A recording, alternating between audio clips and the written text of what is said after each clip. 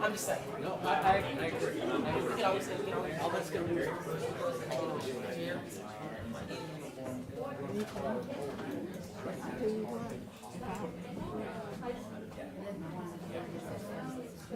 Fun, fun, fun.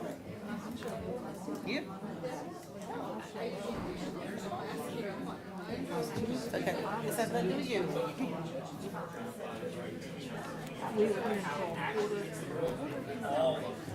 Go.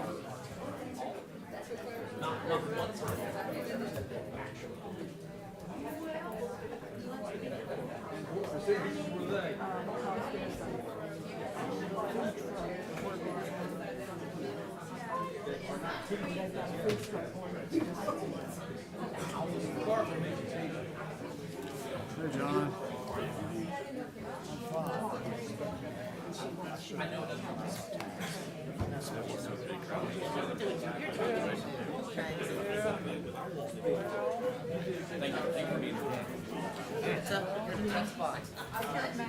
Motion to change the agenda. I'm not mad. I'm never mad. I got an industrial floor in one. Yeah. Yes, at 6 o'clock I came. Monday, yeah, no, exactly. It needs to be. Yes.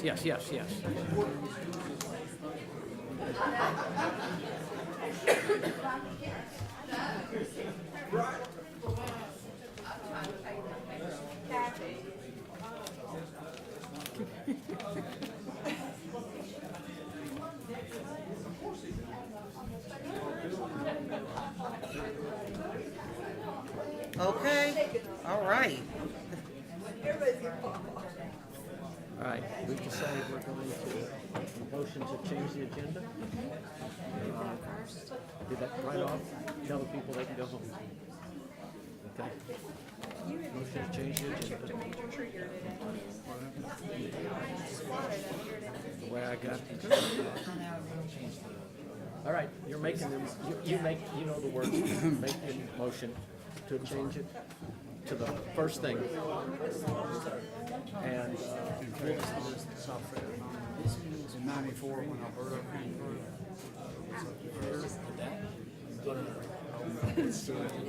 here's the agenda. This is do it first. They don't. This is planning and zoning.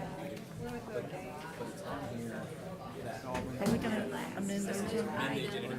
Whatever item it is, what's the item? F. To D1, Or to C1, C1. C2, C2. You're doing, yeah, C2. You're doing the invocation. Hey, sure. Invocation, yes. And we're gonna move the millage rate. Right. Exactly. After you amend it, be here Monday at 6. Monday at 6. Hearings. That's like the only day next week I'm free. Okay. Is that okay with you? I'll no free because I don't have another county meeting. You're helping The me. fourth Monday is the one free Monday. Right, I know. My wife usually has plans When I get the on the free Monday. approve that, are you saying Bring her to the meeting. I want to. I want my kids to come more often, but Ty's attention span is fast. This is 4-year-old critical boy, to he knows us. he- We may need one. I've been swamped. Yeah. And, I do emails We want all 5 of them. and I'm not seeing Kathy's email.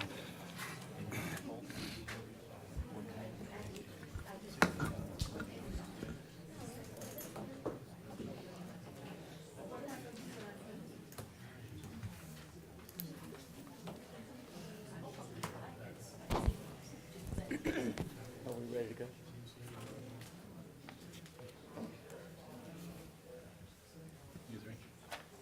You ready? Good evening and welcome to the Spalding County Board of Commissioners zoning public hearing. It is Thursday, July 28th, 2022 at 6 p.m. I'd request that all of you silence any cell phones and any other electronic devices. At this time, I'd like to ask Commissioner Dutton to lead us in the invocation, and Commissioner Johnson to lead us in the pledge to the flag. Please stand.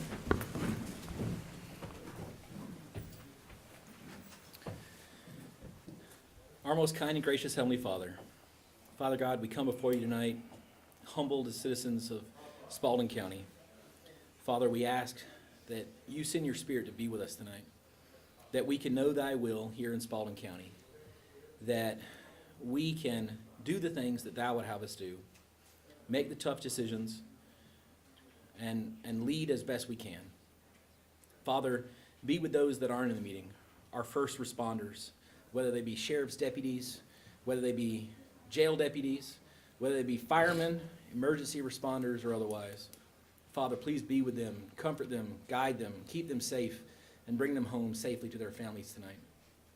Father, please be with all those other county employees, whether they're out fixing a road tonight, clearing a ditch, or otherwise engaged in helping the citizens of Spalding County. Father, please be with them and help bring them home safely. Father, we ask a blessing on all the county facilities.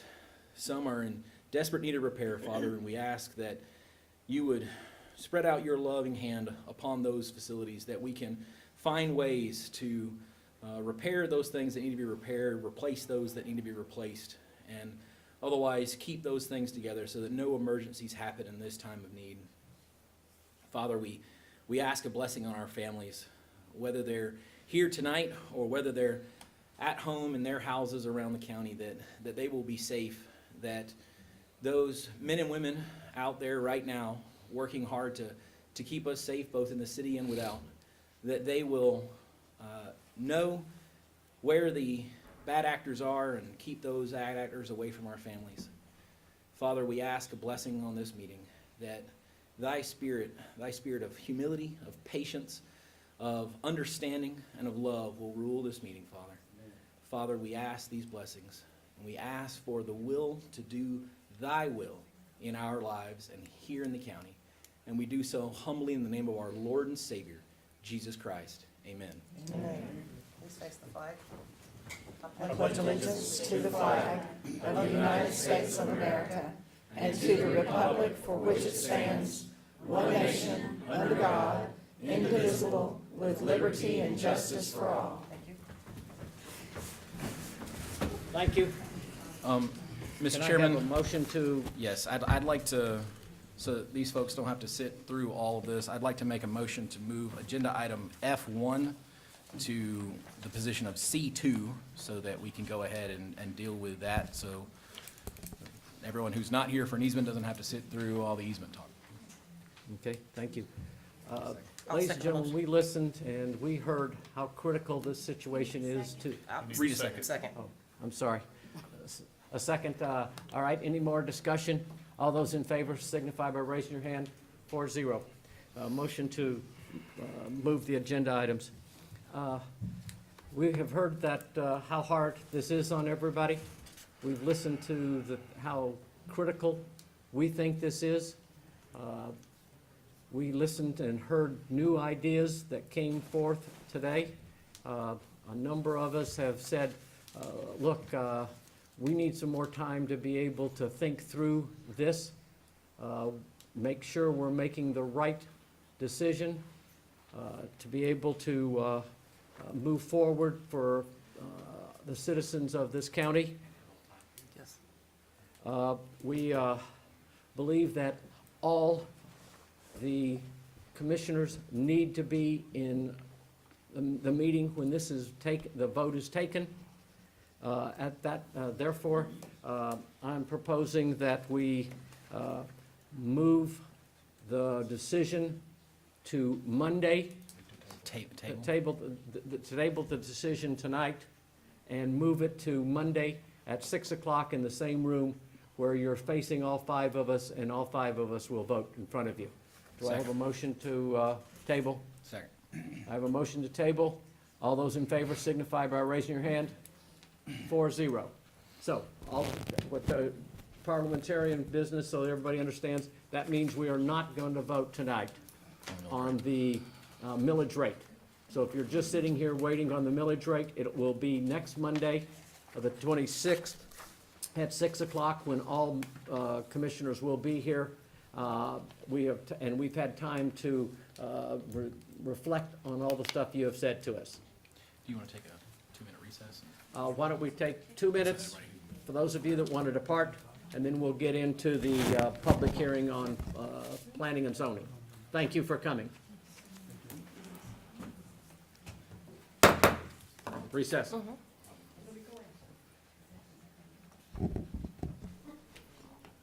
so are we gonna find out if they have?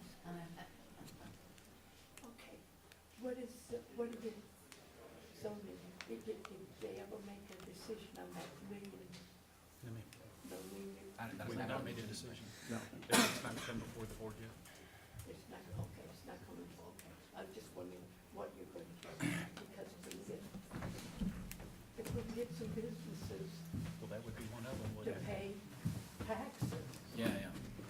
Hey, since 2016, I can't hear you. since 2016, our development authority has had over $200 million worth of new businesses. Over 200 million. Well, I mean, I know Really they're gonna widen the road, but, I mean, have you already spent that money? I mean, I gotta make sure because the school system Yeah. isn't done. You'll get no argument from me there. They got a None bunch at of all. people over there that make 6 figures, Yeah. and there's a whole bunch of them. There's no excuse for this county paying 153rd out of 100. You get no argument. And you said it was per person, so stop letting people in that can't pay taxes. So I can get a break, I'm tired of. you It's can not put something we a can mor- legally do. We can't stop You people can put a from doing it. moratorium on how many Section 8 people you have, you got enough. We can't. Our board doesn't control section. Well, whoever, If we did, I mean, Certainly somebody a vote does about it. because they don't let any more in other counties. How come they only have a little bit of, we have more Section 8 than everybody combined? I agree. I I grew up mean- next to Waterford. I understand. You can't, you can only take care of so many poor people, and I have a job, besides painting, I got a job, I understand. and I work for, and I work 1 day a week. As soon as he sits down. I understand.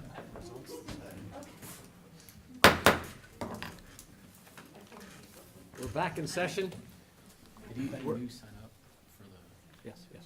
All right. Item number D, public hearing.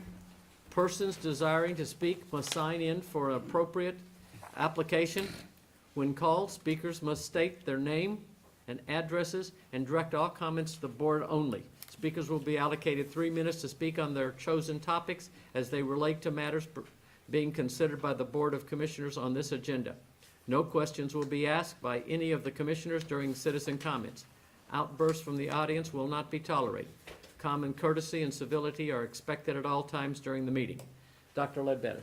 Yes, sir. We would like to ask Miss Nancy Moore to come forward and speak on easements. And if you don't mind, please come forward, state your name and your address, please. Nancy Moore, 131 Kennedy Road, Griffin, Georgia. I live at the back door of the new Griffin Spalding County Airport. I guess mine is a question. In August, we had the Georgia Transmission Corporation come and were surveying our piece of property.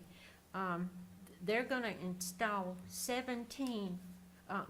15 miles of transmission lines, the tall H-shaped lines. And so I went up and down my road, Kennedy Road, and all of our neighbors are opposed to these. I had also contacted the assessor's office because with the fiscal changes, they're gonna come right down beside my property and take the end of it and continue across the road. Like I said, be about 15 miles of transmission lines. So I wanna know if the value of my home with these physical changes being made, that's gonna decrease the property. I've been also told that we would be in a federal empowered zone, so it would be increased. So I really, would like an answer to the question. It looks like we're not gonna be successful in defeating the 15 miles of transmission poles around our neighborhood. It'll cross Highway 155 2 times, Kennedy Road once, right there at my property, continue on down and cross Sheehan Road 1 time. And we're in the crash zone. So I just wondered if my property is going to decrease a great amount. Thank you. County Manager, can you take care of this? I will. Ms. Moore, if you don't mind, if you could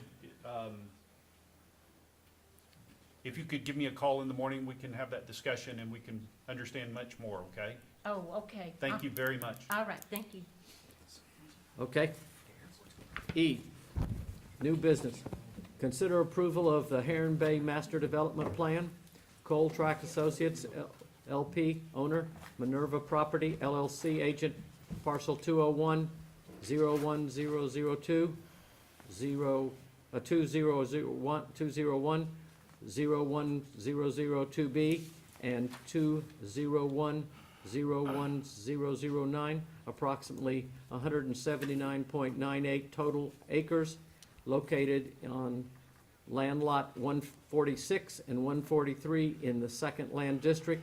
Request approval for the master development plan for Heron Bay pods KK, LL, and MM. Dr. Ledbetter. At this time, I would recognize staff. Okay? All right, so we do have an amendment to the master plan that has previously been approved to Heron Bay. These Kelly, are the, just a second. So Pardon? everybody understands, we've rearranged some folks now. The Community Development Director, Ms. Kelly Littlefield, is now going to talk to us about each one of these things, and our county zoning attorney, Newton Galloway, is sitting next to her. So if you're trying to figure out who the players are now, those are who the new people are that have joined us. Excuse me, Ms. Littlefield, if you'll continue on. thank you, sir. All right, so the applicant is here this evening, but this is an amendment to a master plan that was previously approved. They're wanting to relocate a road within it. The density has stayed the same. This is listed on your staff report as medium to low density residential. Low because it is single family residential. Medium because it is more than 1 acre per unit. This does still qualify under the public health rules as far as low density. However, in the grand scheme of general accepting planning principles, it is a little bit higher on the scale. However, like I said, the applicant is here. We have made some recommendations to, that are standard in our neighborhood development. Things like with regard to our fire hydrants. Also, there's another staff member here that I would like to comment, Mr. Joseph Johnson, who is the general manager of our water authority. But at this time, I'm going to ask the applicant if they would like to present. Sure. Hi, I'm Brian Davison of 2292 Henderson Mill Road, Atlanta. Yeah, this is hopefully fairly straightforward.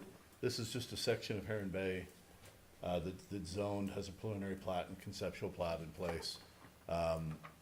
We are just changing the internal road layout to be more suitable to the grades. It's the exact same lot count, the exact same unit count, nothing's changing whatsoever except the internal road layout. Everything else is exactly the same, all the connections to external roads, et cetera, open space, everything else. Thank you, sir. You're welcome. Okay. Any questions for Mr. Davidson? All right. Mr. Johnson, would you like to address the commission? Good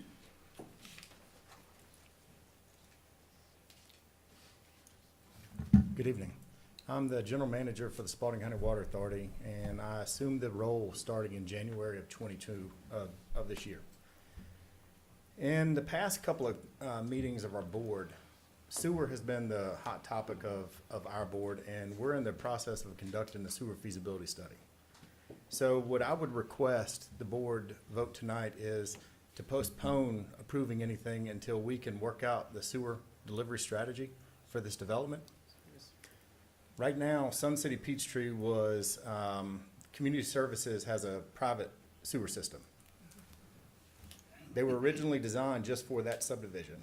Well, before I got to the Water Authority, nobody was protecting the Spalding County Water and Sewer Service Area. So as developments were approved that showed sewer service, they were just automatically given to Community Services if they could tie into the sewer.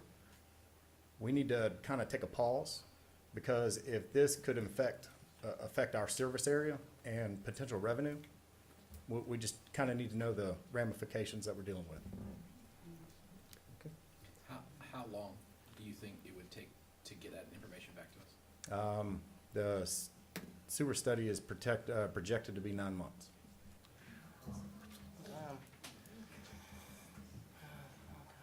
But in the meantime, what I would request is that the developer request in writing that our service delivery strategy map be modified, that I can take it to our board, and we can have this open lines of communication. Well, we don't want to overtax. Mr. Chair, I'd like to request that staff be allowed to amend the staff report and request a table in order for the developer and the Water Authority to have that conversation. Okay. I have a motion to table. Do I have, You don't have I know, a I excuse have me. a request. Yes, I have a request from the staff table. Do I have a motion from the, I'd like to ask a question if I yes, before I yes, do that. please. So should we actually put a time frame on this? I mean, as far as if we table it, we need to say 60 that's why days or I whatever, 90 Yeah. days or whatever. Instead of not, I think 9 months is too long. Well, it's gonna take, how long does it take? Yeah. That's true. I mean, Brian, Mr. Davison? Davis? Matt? Thank you. Yeah, sorry, this is a totally new one on me. For those of you that don't know, our company's Minerva. We actually own community services. We own the sewer plant that serves this area. Our trustee and co-partner in it is Spalding County. Spalding County's been involved since the very beginning. They know the service areas, everything else. It's been done and documented. We just did a $3.5 million expansion to serve the area north of Talladega Reservoir in Spalding County. There's a couple of new developments have already started there. Part of the whole overall permitting process, which goes through not only Spalding, but also the state EPD, included the design for this entire area. The pipe has been sized to cover the entire area. The capacity's there.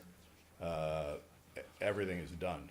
I'm not sure really what there is to discuss. I mean, the two options are, it's served now, so I guess you can say you don't want sewer there, but it's already installed, together with the county.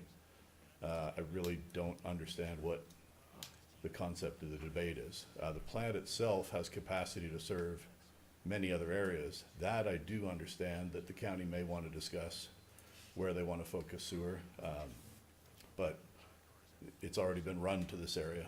We were asked to service this area with sewer going back a number of years because the county had a water supply problem in that area and spent a small fortune building a water tower on, I'm not sure what the road is there, just to Johnson Road. And the county has the ability to sell the water to the users there if the houses are built. Right now, you've built a huge water tower to serve that area. It was dependent upon us to install the sewer. We worked on it for a year and a half, spent $3.5 million. And this is absolutely the very first time I've heard this request. We're obviously happy to work with the county, and I've expressed it to every single person from top to bottom. But it's a little bizarre to ask for a 9-month table on something that's been decided and pushed by the county for years and years and years. I mean, you'll go through the study and they'll say the service is there, the capacity's there, this area is served, that's done. Do you want to serve west of 1941, anywhere else? That's a whole different discussion and debate that has nothing to do with this. Okay. anybody else? Anybody else? Motion to table. Okay. Second. All right. All those in Motion to favor? table to when? I'm sorry? To when? when? Till we have the study back? Wait, How so about- 9 months? How about October? A week? No, The the last Pro- week in At least to get October. to the first water authority meeting. planning and zoning meeting in October, Yeah, so the, okay? when's the water meeting, water authority meeting? When is that? Happens the same week as the. It's the fourth Thursday. Okay. No, that's planning and zoning. I think she asked about water. The His third? is the third, his is The the week third before. Wednesday, Okay, so if they take it back the third Wednesday, we should be able to see this in October, correct. Okay, at the next zoning meeting. okay, so till the Motion to next, table till the next zoning meeting. okay? And I just want to say, y'all got to get this to us sooner, man. I mean, you just can't wait till a meeting and come in. I don't know how long you knew about it, but, I mean, not getting on to you or, you know, but it's kind of crappy. I mean, this is a lot of money. And, I mean, they've been doing a lot of work up there. I'll second the Okay, table. all those in favor signify by raising your hand. 3, all those against? 1, motion carries. Motion is tabled.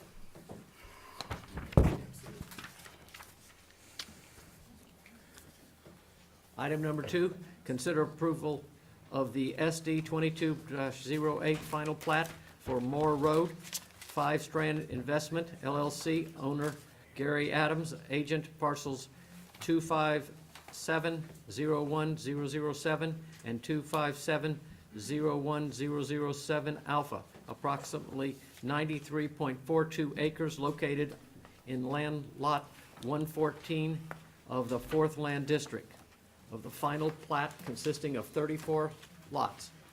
This A little cat- better? Okay. Sorry. I recognize staff, we do have a number of people who have signed up to speak for this particular development.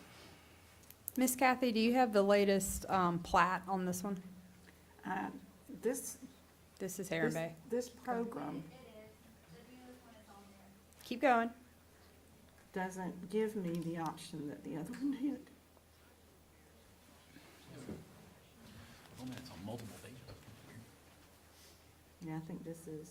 That's still Heron Bay. That's Heron Bay. Still on here, but, That's it. So the plat, can you click on it there? You can't click. I don't know. Let me look. Is that a one? All right, the second one. Second. second.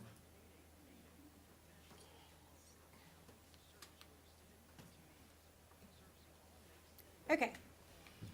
So, the developer came to us and they did identify, we actually worked with Commissioner Bolden, and we identified that there is a historical burial ground located on the site. And the reason that I've designated it as that, even though on the plat it does say cemetery, a cemetery is an active burial ground. That means that you can continue to bury people in it. As a historical burial ground, we don't know what's in it. It's of unknown origin. I've heard from many different people of what may or may not be buried in the ground out there. Everything from Native Americans to a slave burial ground to historic members of the community. We can't find any records to validate or confirm any of these things. However, there is a burial ground out there. I have went out there. I've walked around it. I've looked at it. Commissioner Bolden was very gracious to take I and 2 other staff members out there. And in my assessment, I would agree that it is a historical burial ground. However, I am not comfortable designating it as a cemetery or as the known origins of it. So that's where I would prefer to leave it. But we have worked with the developer. We've worked with the engineer to evaluate the site and ensure that this does not fall onto private property. They are currently looking to develop a conservation subdivision. These are 1 to 2 acre lots. There is a portion that's larger than that. And then they wish to deed the conservation area to the county as a passive recreation park. I would ask you as the Board of Commissioners to consider that as the maintenance area whenever you're evaluating the taking on of another park.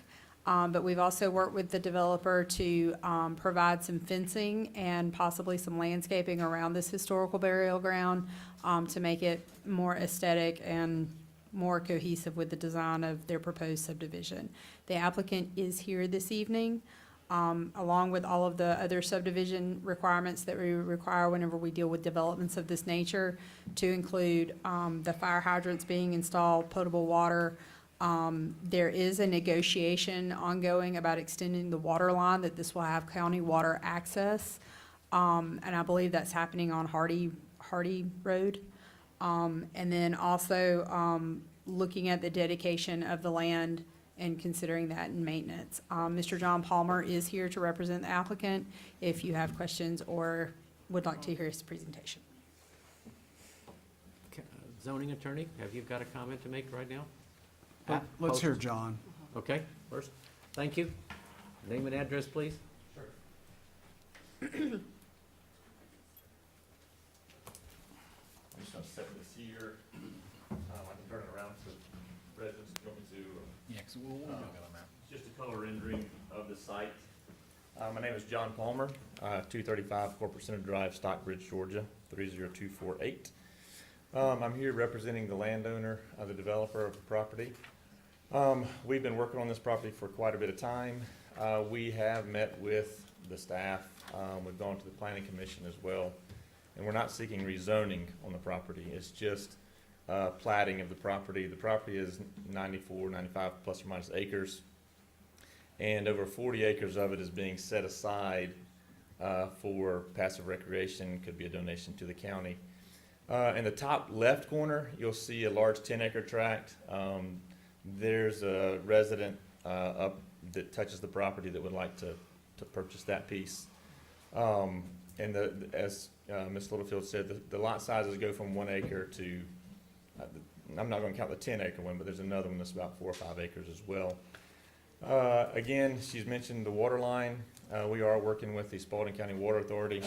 It's about a 4,000-foot extension, almost a mile, or 3/4 of a mile of an extension of a water main that would extend from Hardy Lane all the way down towards Moore Road and connect two existing lines to increase water pressure in that area of the county. So with that, I'll answer any questions that you may have at this time.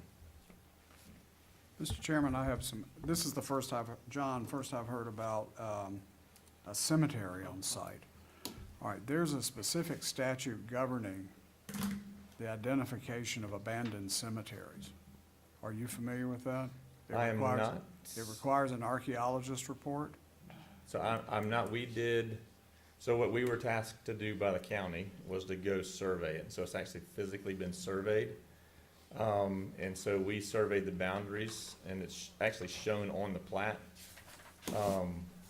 And then, so after we did a physical survey, land survey of the property, the county asked us to put up a fence around it as well, decorative fence, and the developers agreed to do that. So when you surveyed it, did y'all use any kind of ground penetrating radar or anything around the edges to find the edges, the actual edges of the cemetery? No, sir, we did not. We don't actually do ground penetrating radar. Ours are professional land surveyors, so we surveyed the boundary of the where you could see that the cemetery was. Because, I mean, it's kind of hard to tell where it ends and starts and everything. I mean, there's a lot of erosion has took place, the way that ditch washes through there. I mean, there could, if we just surveyed to where the markers are, Sure. I mean, we could be missing 10, 20, I mean, because there's a lot of them there. There's probably 25, 30 plus. Sure. And I would hate to miss any. And I understand, you know, a lot of times the ground penetrating radar may not detect it because the ground is so rich and the bones deteriorate if it's been there for over 100 years. But it would kind of give me a little peace of mind if something like that would happen. Kathy, could you enlarge this, please, ma'am? So the cemetery is between lots 28 and 29, John? Correct. And we've cut it out so it's not on any. On lot, right. Correct. You've obviously adjusted the lot side there. All right. If the state statute governing abandoned cemeteries has not been the subject of compliance, the state can come back and put us back through this process again.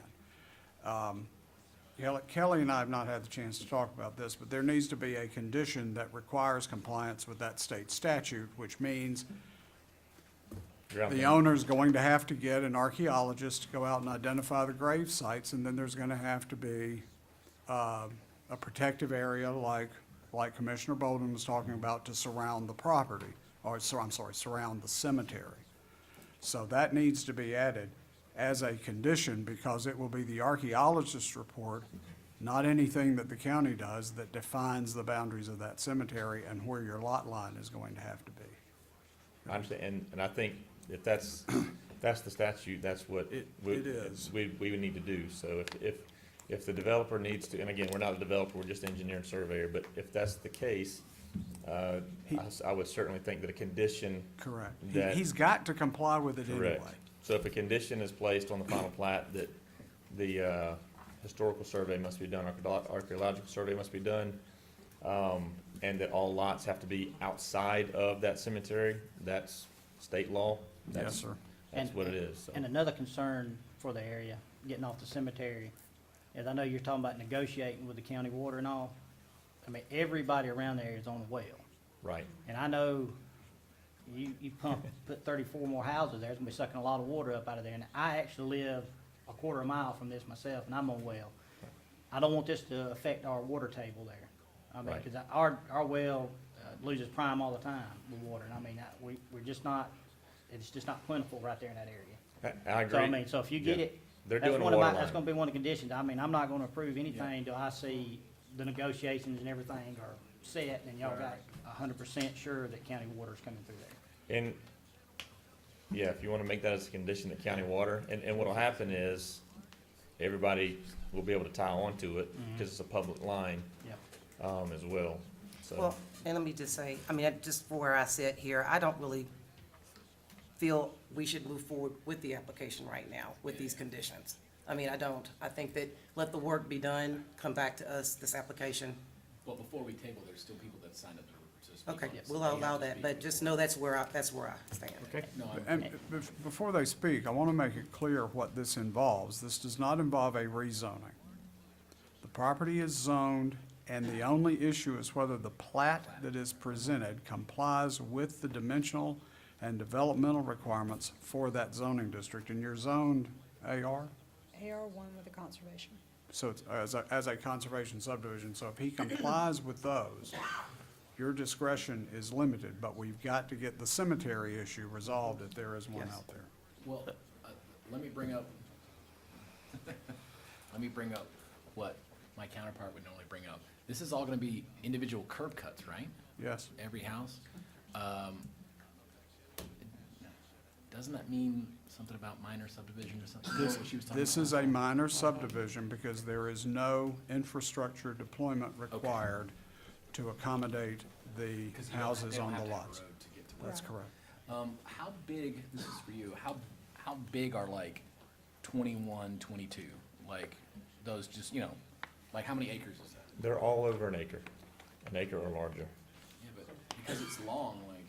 They're long, so they're 400. A long acre can get real thin. How much road frontage is that? I So guess? the ordinance requires a 100-foot road frontage, so every one of these lots meets the 100-foot road frontage requirement. So they're all 100, they're not all, some of them are more than, but the minimum is a 100-foot, road frontage requirement for the ordinance. And another thing that bothers me is y'all have done everything like you're supposed to. I mean, the lots are cut right, everything. But we've got several other developers, and they're kind of setting a precedence in my mind, especially in the rural area. This is 3 acres or more on lots. You have one on McIntosh, or 5 acres or more. I have one on Steele we approved several meetings ago, 3 acres or more. It's just the aesthetics of the area. I just hate to pile all these houses that close together. Sure. Yeah, He- I mean, 100-foot wide lot, your house is gonna be 50-foot wide. So, I mean, your driveway is next to it, that's 2 more foot, Yeah. You're gonna be playing ping pong off your neighbors. The ordinance gives them a reduction in lot size in return for the preservation of the green space. And just right down the street, Birdie Lane, you're familiar with that area, I mean, those are same size width, Yeah. but half the size, they're only half acre. Outside. And that's what I was saying, y'all kind of went above and We're beyond. above Birdie And I Lanes. appreciate that. With us assuming this green space, we're already talking about raising millage rates and, Yep. and they're talking about doing a new park. I just don't see us being able to afford putting another park to maintain and take care of there. Yes, So if how- we're assuming a park, that's not green space for them. Yeah, let's- That's a liability on us. Exactly. Yeah. And the We gotta space cut on it. it. And for the developer, I don't think they care if it doesn't have to be donated to the county. They're gonna set aside as permanent Green space. open space, green space.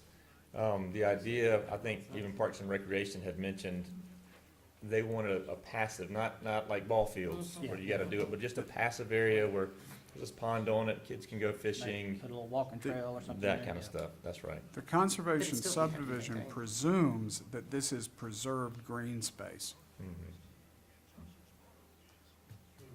All So the right, county is still gonna have to maintain it regardless, and right? requires Yes. it. No, So, I mean- if the county's maintaining it, it's not, it can't count towards their green space, because it's not their green space anymore.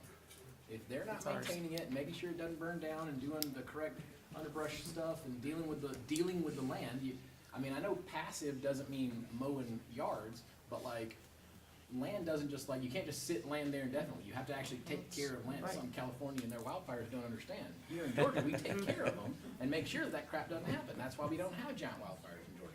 So green space means they're taking care of that land. If we're taking care of that land, that's a cost on us, and they shouldn't get an increase in density and lot size, being able to make that smaller lot size for the green It's space. green space.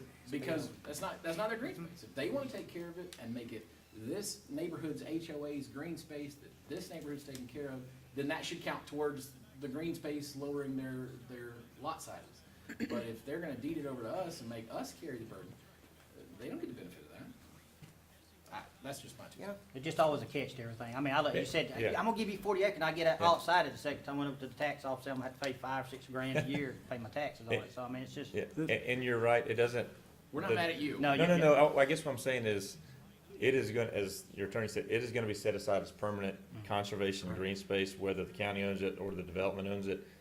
Development's fine owning it, just if the county had wanted it for something, right. The- it The could ord- be. The ordinance does not intend for the county to take the responsibility for it.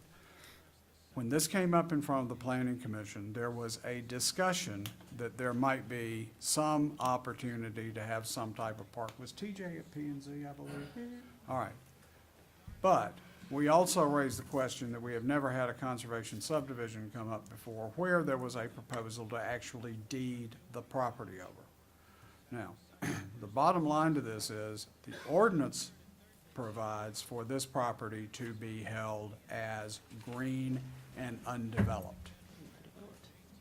Now, if the county chose to do that, we could look at it, but that has not been historically the way conservation subdivisions work. And I think, John, that's been pretty clear back since the planning commission. So this property will be undeveloped property. Now, if you as a board chose to approach this developer and say, we want to do something with it, that's your decision. But from the standpoint of the zoning ordinance, this is supposed to be undeveloped and protected without development at all on that property. That's the way the developer gets the benefit of the reduced dimensional requirements. All right, separate from this zoning tonight, we gotta take a look at The- 100-foot road. The only loose end on this is the cemetery that's arisen between P and Z and tonight, correct? Okay. Mr. Chair, I would like to remind you that we do still have a public hearing. Yeah, all right. Okay. Thank you, John. We may call you back up. It's up here. It's up front. I'll leave it there. Thank you, ma'am. Okay. Dr. Ledbetter? The first one up this evening is, please forgive me, I can't read your last name. It's Jeff at 111 Moore Road. Wilson. Thank you. All right, now it makes sense. It's Jeff M. Wilson. Yes, sir. All right. So Jeff M. Wilson, 111 Moore Road, Griffin, Georgia.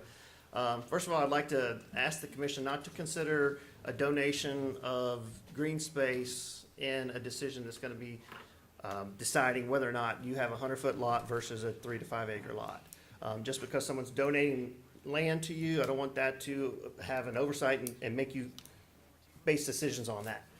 Okay, I live at 111 Moore Road, antique house built in 1844. It was built by David Elder's family. We own that property right on the corner across from this development. We don't want to see 100-foot lots. I'm not opposed to developing the land, but a 100-foot lot and 1 acre, that's the size of a double-wide trailer. You might be able to get a car beside it, maybe not. It's a rural community, and based on some historical documents that I've looked up, the rural community, based on a comprehensive plan, is a 3 to 5 acre lot size. And that's a Spalding County comprehensive plan. It was dated 2017. I don't know how accurate that is. I'm not a developer, but we do live in the rural community, and that is one of our concerns. Obviously, the cemetery came up. That was a concern that we had as well. And then the size of the house, how many rooms, how many bathrooms, that kind of thing. That hasn't been discussed at all. We talked about it not being rezoned. So if there was a zoning issue and someone was going to consider rezoning this, how is that publicly notified? Is that through the newspaper? Is that on, how is that done? I'm not real sure. I've driven around. I live in that community. I haven't seen any signs. I have seen some of the survey signs, but I haven't seen anything that notified the public, hey, this is what our plan is. I heard about this through word of mouth. Some people reached out to me and said, hey, you live over there. What's going on? So a little concerned about that as well. Subdivision, as far as all the lots, if you look at the diagram, all the lots face Hardy Lane. My suggestion or consideration, if they're going to develop a property, is possibly put in a roadway so that those houses could face inside and not directly, because you had 23 or 24 houses facing Hardy Lane. Every single entrance is going to be off Hardy Lane. It's 2-lane country road. It's a concern. I'm sure several people are going to get up and talk. They're going to say that the same concern. That's really my concerns. I'd like the commission to consider that in the decision in developing this property. Any questions for me? No. Thank you, Mr. Wilson. We appreciate it. Thank you. Mike Barnes.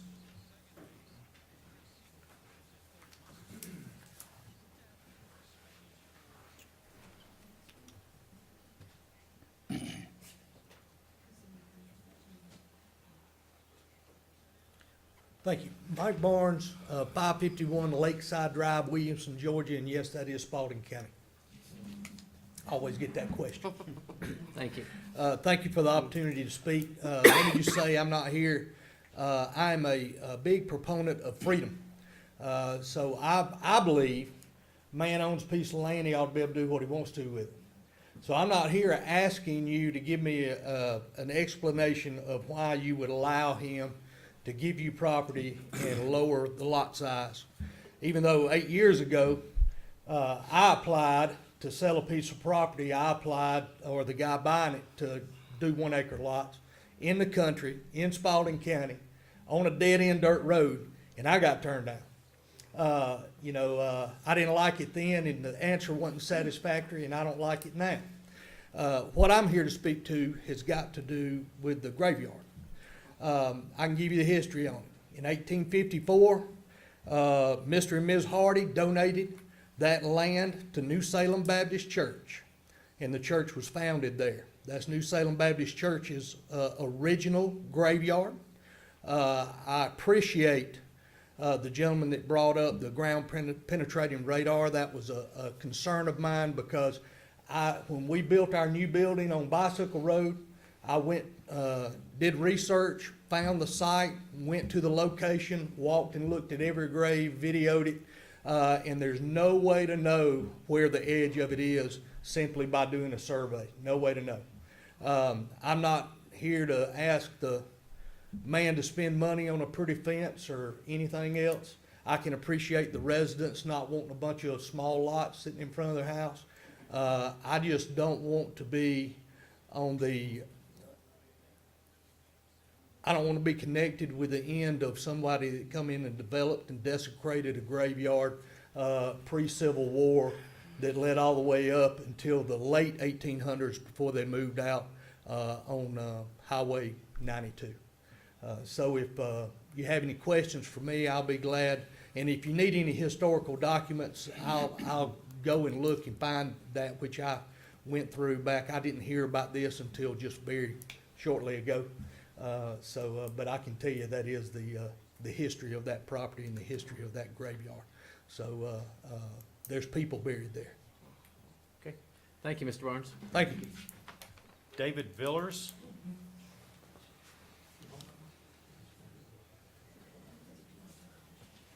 Good evening, David Villers, 430 David Elder Road in Griffin. I live just right around the corner, kind of the bottom left-hand corner of the map there.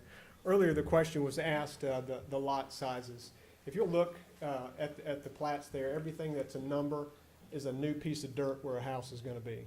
There's nothing there now but trees and pasture land. An earlier plat copy that I've got, and I think somebody asked about lot number 21, that would be 1 acre.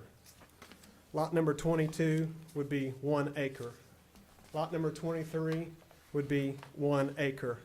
Lot number 24 would be 1 acre, and so on. You can kind of see the general size of what you're seeing there in comparison to the size. Technically, the answer to the question, they are between 1 and 2 acres. But when you look at the picture there, the vast majority of those are small lots. If you were to come to the area from Bicycle Road off Highway 92 where the brand new Dollar General is, which is a great store by the way, and you were to drive down Bicycle Road and have a look at some of the houses that are down there, they're in no way consistent with the small lot sizes that are there. I'm in no way against development. We all need a place to live. But I think as commissioners, as builders and developers, we've got, it's incumbent upon us to leave the place better as an improvement. And when the developer is finished and when they're done closing houses, which that's their business and their job, and I've got no ill will against that, they're done. But when you and I have to continue driving up and down that road, is that going to be something as residents of the community who walk our dogs, who walk our neighbors, who say hi to folks up and down the road? And as county commissioners, I would invite you to come drive the road as well. Is that something you're going to be proud to say, I approve that? And so is this going to pass the red face test in 18 to 24 months with those of you who are sitting there knowing that we've got to still stay and we're going to be there? So I would, one, encourage that. Two, if the developer would love to go in and grow the lot sizes, let's do that. Let's make it a great place for the citizens of the community. Let's, that's a lot of lots. That's a lot of people driving onto the road. Let's push the lots back. Let's grow the lot size. Let's have a little bit larger houses in there whose ad valorem taxes are higher so you can get more tax money from us.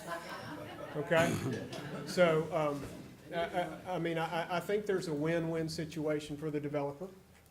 And I don't want to come in with, not in my backyard, because that's not really the right thing to do. But I think that as you all are making a wise, informed decision, and for those of us who love living in the community with a very diverse neighborhood, we want what's best for our community.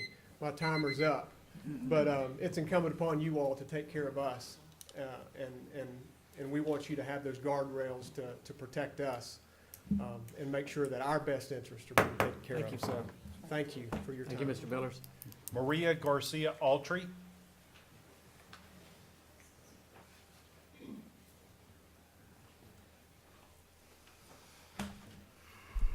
Good evening. Name and address, please. Yep, Maria Garcia Autry from 83 Moore Road in Griffin.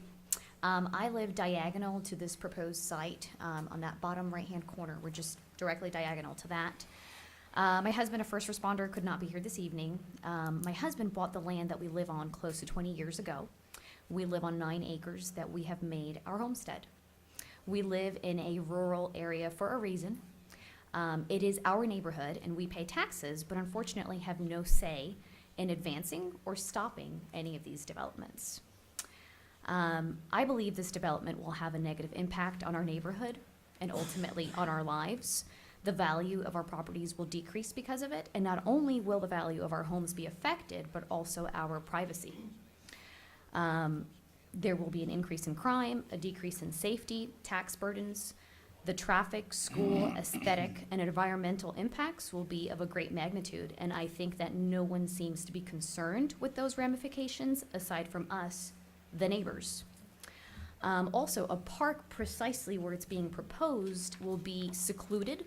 That area is already pretty secluded. And I believe open for crime and other things that we can't even imagine. One of the commissioners brought up a question that I had, which was about if Spalding County would own that area and there would, in effect, be a park there, how would that be considered the developers, and why would it be considered the developers, enabling them to keep this as a conservation subdivision? So I'm glad that that point was brought up. That was one of the questions I had. Lastly, I was a little hesitant to say this when I was putting my ideas together, but I am not originally from the South. So I'm always a little surprised when these government meetings start off with a prayer. And having said that, a cemetery should be sacred. And I can't believe that a decorative fence around it would be deemed plenty to preserve it, even after it's surveyed properly and there's an archaeology report. I was a little dissuaded from coming to this meeting because I thought that it would be just a formality, but I'm hoping that the board is receptive to our thoughts, opinions of all of the neighbors. So having said that, I thank you for allowing me the opportunity to speak and voice the concerns of my family and our neighbors. Thank you, Mr. Altree. Levi Hill.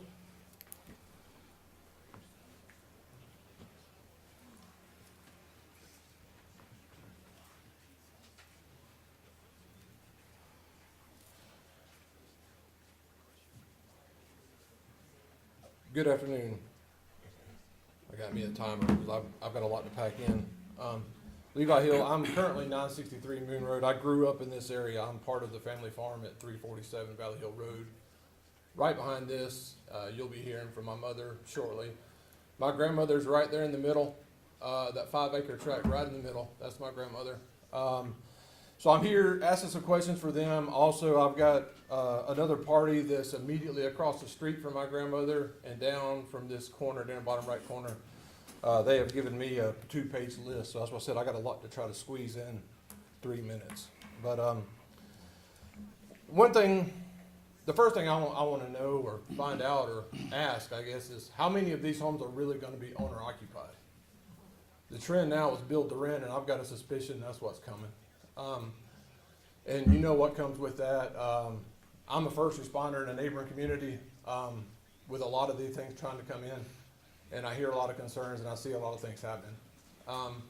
So that's one thing I would like to find out about is how many of these are actually going to be owner occupied or sold and how many are going to be rented. I've heard earlier that this is already a classification of a zoning. It doesn't have to be rezoned, which is a surprise because based on the packet that was given from the conditional approval, it states property currently zoned AR1, agriculture residential, and on the second page it states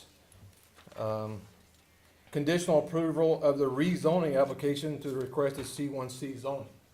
So that's where I kind of got a little confused trying to find out is it zoned or is it not zoned?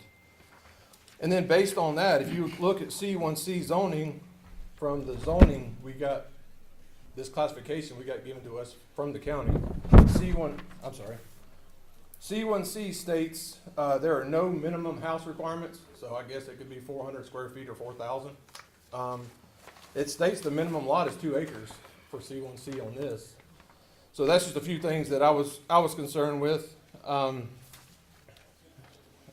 Obviously, the cemetery, that's a big concern with everybody. I won't hit on that anymore. I know everybody's talked about that. Another thing that we're, especially the neighbors across the street, is worried about is stormwater runoff. They're down in a low spot. They've got floodplain behind them. There's like a 48-inch, don't quote me on that, culvert that goes under the road right here on the mid-right of your screen here. All that, if they're concrete driveways, all the swells around the houses, everything's going across that road, down that pipe, it's going to her backyard. She is ultimately super concerned with that. Let me see here. I'll see if So I'm already down to 12 seconds. But I'll defer that on. My biggest thing though was definitely the zoning. Is it rezoned or not? I would like to know if the homes are going to be owner occupied, sold, or how many are going to be sold, how many are going to be rented. And then the rezoning question. And yeah, that's it. I'll pass it on to let somebody else go from there. Kim Eitzen.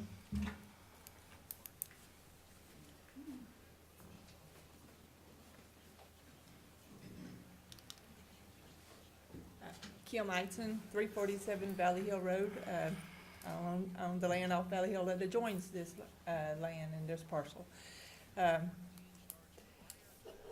The park is very concerning to me, or an open green space. If it goes to the developer and they take care of it, okay. If it goes to the county and it's a park, I'm still concerned because it would be totally secluded.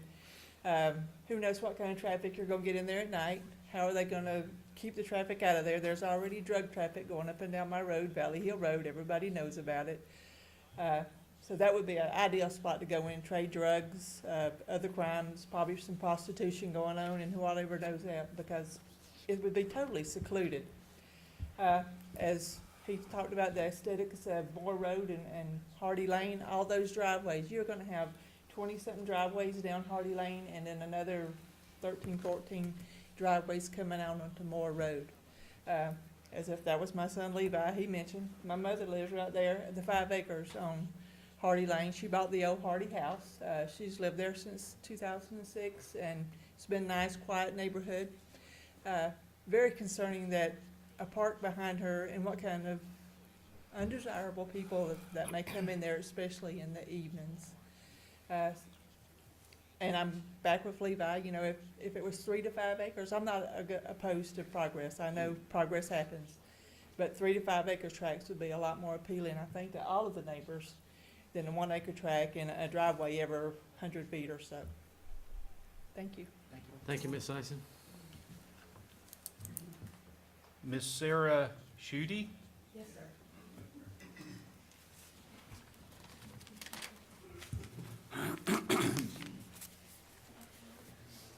I'm Sarah Schutte, and I think my my grandson and my daughter's just about said what I'm gonna say.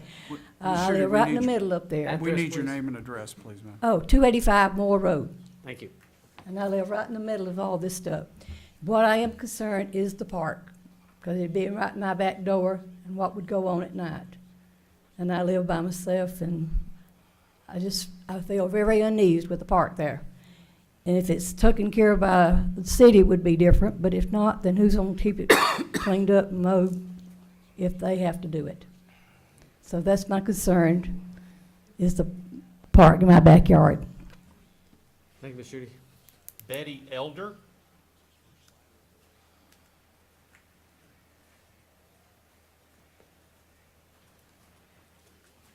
Thank you. My name is Betty Elder, and I live at 209 Bicycle Road, Griffin, 30223.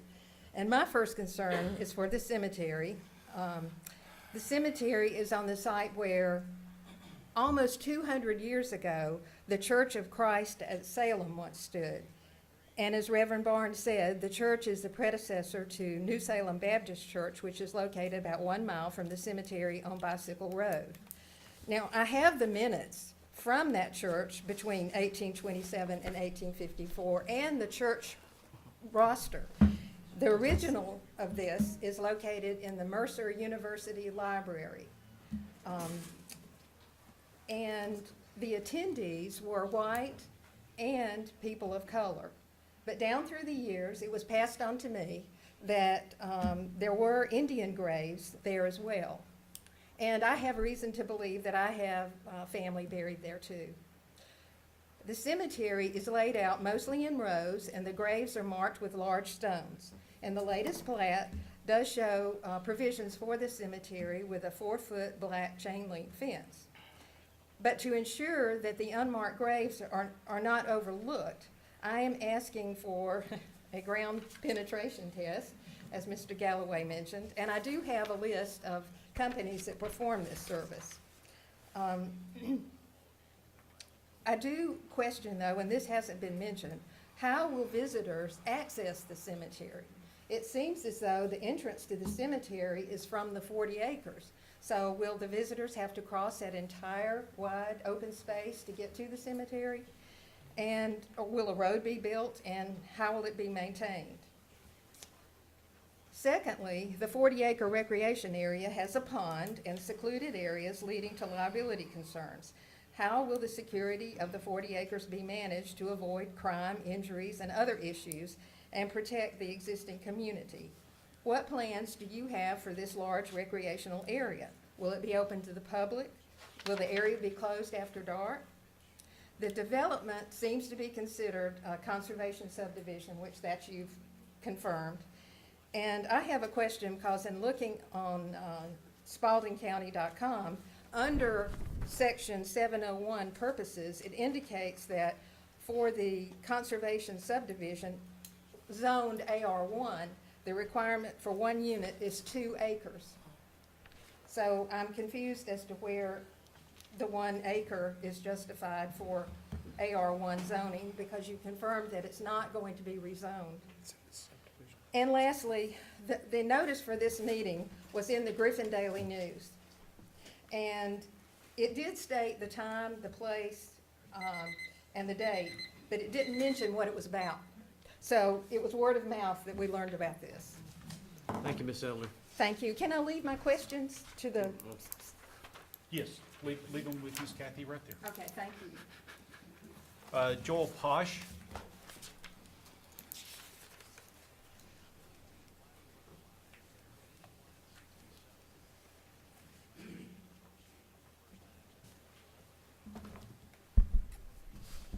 Joel Pash, 760 Hardy Lane, Griffin, Georgia, 30223. So what am I doing here? So I'm a stand-in for the Lorax. And if you've seen or read the Dr. Seuss book, he was, the one that was really trying to protect the trees and the environment. And for me, that's my biggest concern, is that, I think somebody already said, are we going to feel comfortable with a decision that looks like that 20 or 30 years from now? So how did I get to 760 Hardy Lane? Bill and Hetty Chandler purchased some land out there in the 80s, lived there, farmed there, raised cattle there, raised a family there. And I was lucky enough to call their daughter my wife.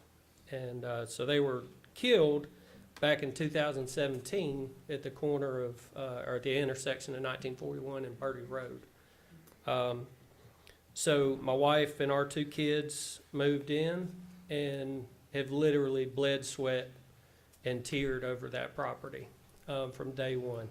Everything that's, as her parents got older, it got tougher to, for them to take care of. And so we've really busted our tails to make it not only an honor to their memory, but, and we try to do everything to protect what's not ours to begin with. This land has been given to all of us, and I feel like we've really got to take care of it. With the resources, there are currently 400 homes for sale in Spalding County. Why do we feel like we need 34 more in such a small area? That amount of development, and y'all did the work. I thoroughly enjoyed reading your, I can't remember what it's called, but it was basically a development plan. And that was a solid development plan. And so now I think everybody's just asking you, stick by what you wrote. We don't want to be Henry County. We do not want that. Yes, can we grow? Yes, but let's not get too big for our britches. And this is, so we're located about where the graphic scale is, right across the road. And, whether I have to look at an acre lot or, a 3 acre lot doesn't really matter to me. What matters to me is, so one, we've already talked about the water table. Sewage is another issue. That's 34 more toilet flushes a day that are going to be flowing down towards the Flint River. From the Flint River, they're going to be flowing downstream. you know, I just don't, I think we need to do a little bit better planning. Y'all have done a great bit of the planning. Let's just go back to that planning and reconsider what we're about to do to our natural resources. Mr. Joe Ward? He's doing the food truck. I'm sorry? He's doing the food truck. You're next, right? Okay. Right. Anybody else? Joe, you wanna speak on the food truck thing, right? Yeah. Okay. Anybody else on this issue? No one else on this? There's no one else that signed up, Mr. Chairman. Did you come in late or something?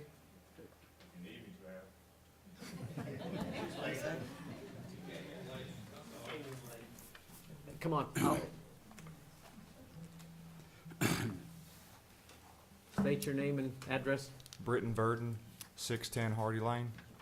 My wife and I moved here in January 21 from Chattanooga. We own 3 acres across the road from 26 or 27 or so. Right now there's 4 mailboxes on Hardy Lane, give or take. The corner with bicycle, myself, Brent McDonough, who couldn't be here today, and then the Chandler Farm on the corner. I just don't understand how we can go from having 4 mailboxes on a 2-lane county road on the county line to 34 mailboxes. We moved out there and we bought 3 acres because we wanted to take care of the land, because we care about living in a rural area, and because we like that the moon and the stars is the night light and not 20-some houses across the street. I'm not super concerned about safety, but I was a cop back in Chattanooga, and I know what 100-acre road fronts look like, and that's not why we moved out there. And I don't know that you guys can say, no, this is a bad idea. I don't know if you have the authority to do that, but I hope you think about it. And we would feel, you know, my wife and I think a lot of other people would feel differently if this was 3, 4, 5 acre plots that were going to be sold to people who were going to actually take care of the land. And where we're at in Spalding and Brooks, there's a lot of people who are kind of doing a little bit of small farming, who aren't so much just building a 3,000 square foot house for the sake of it, but are actually taking care of their property. I don't think anybody here gives a crap about 40 acres of conservation land when you're building 30-some acres of homes that aren't going to be. Sell the whole daggone thing to 3 or 4 or 5 acre plots to people who are going to conserve the land themselves. We don't need 40 acres just sitting there and 30-some mailboxes 100 feet apart. I didn't plan on saying anything, that's why I came in late. But it's just frustrating. And there's only so much land left. We don't want to be Henry County. We don't want to be, like, it's just frustrating to live here. And then the only reason I knew about this is because I saw him looking at the fence line across from my house a couple weeks ago, and I thought he was looking at a dead animal on the fence, so I stopped and talked to him. And I told my neighbor, and he told his neighbor, and that's the only reason anybody's here. So I hope you guys just think about this, and development is development. I get it. I'm in construction. It's kind of a devil if you do thing. But ain't nobody here wants this, and I don't think any of you are going to sleep well at night with it either. Thank you. Thank you. No, I just want, can I leave these concerns with that other lady that I didn't get to with her? Yeah. Yes, yes, absolutely. All right. Ms. Littlefield? This is your time for discussion. If you have any questions for staff, I'll be glad to ask or answer. Could I respond, because I feel like they're entitled to hear a response to it. To Mr. Wilson and to Ms. Elder, do y'all have, Mr. Chairman, do you have a problem with me answering their questions? Not at all. It's in regards to zoning issues. Go ahead, excuse me. So, before Newton speaks, I would like to say there was an error on the Planning Commission staff report with the C1C zoning. That error has been corrected for the Board of Commissioners staff report. That is entirely on me, because I wear 7 hats and do 9 jobs and work 8 days a week. So my apologies that this is the one that fell through the cracks. I also would like to note that as an item, a specific advertised item, that final plats as a whole are not required per our ordinance to be advertised individually. The preliminary plat is advertised as an item on the planning commission agenda. So would like that noted as we move forward. That is a policy, That's something we can change. that is a procedural thing that we can change, moving forward. However, that is the current requirement per the ordinance. Thank So- you. All right, Mr. Galloway? Okay. To answer Mr. Y'all excuse me, to answer Mr. Wilson's question, the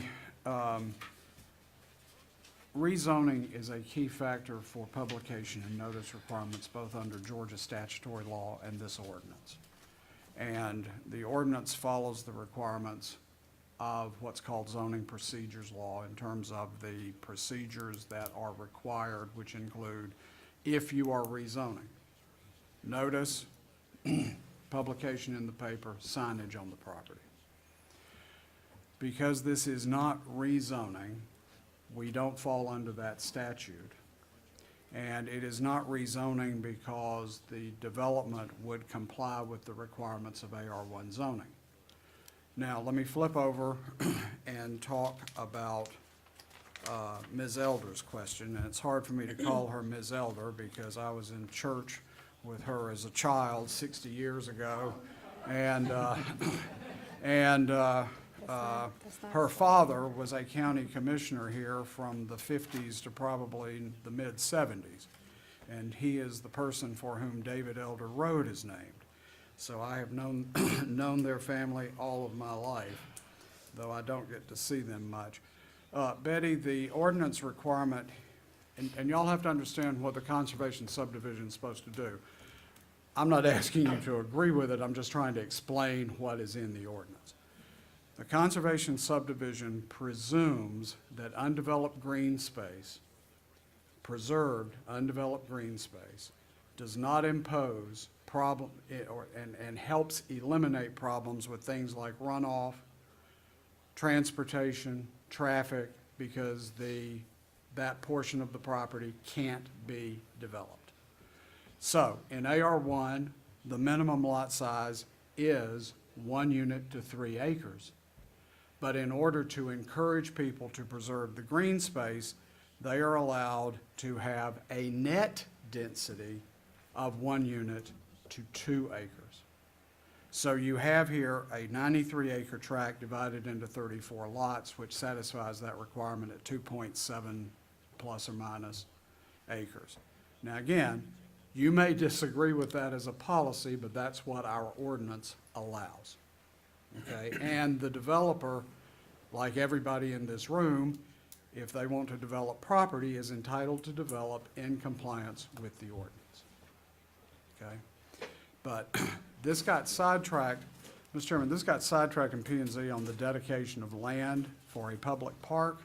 That is not the intent of the conservation area in a conservation subdivision. Now, I have not, and I'm relying upon, Mr. Palm. well, what I was going to say was, we are relying upon